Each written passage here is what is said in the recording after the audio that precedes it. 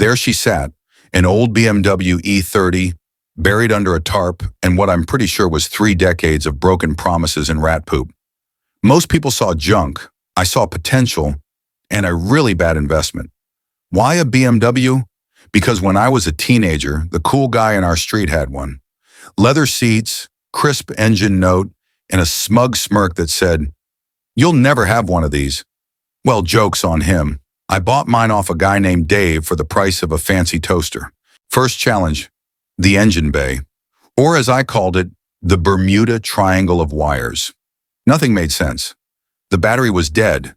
The alternator was somewhere in a box labeled, maybe useful parts. And the fuel line was more duct tape than pipe. Cleaning the interior was like unearthing a crime scene. I found coins from the 90s, petrified French fries, and a cassette labeled Break Up Mix Volume du Béanger. I started with the basics: engine rebuild, brakes, suspension. Every time I removed a part, it led to discovering something else broken. Fixing it was like dating, disappointing, expensive, and just when you think everything's working, something leaks. Painting? That was an emotional roller coaster. I wanted classic Alpine white. Ended up with something that looked like toothpaste in bad lighting. 2 resprays later, though, she finally looked like she belonged on a showroom floor. From 1986. Small victories mattered. The first time the window rolled down without falling inside the door, I called my mom. She didn't care, but I needed the moment. Then came that day. I twisted the key, expecting the usual coughing fit. Instead, the inline-6 engine turned over and purred.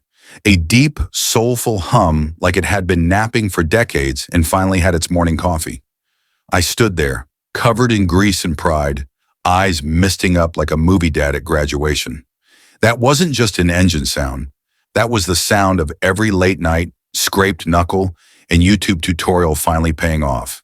First drive? Sublime.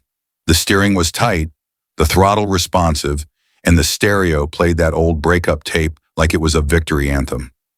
Driving through town, people looked, not because it was flashy, but because it had presence. Every gear shift felt like a handshake from my younger self. Every mile whispered, "You brought her back to life." And maybe somewhere along the way, she brought a piece of me back too. They say old BMWs are money pits. Maybe. But I say this. Some people buy memories, others build them. With a wrench, some faith, and a little German engineering. And hey, now I'm that guy on the street with the cool car and the smug smirk.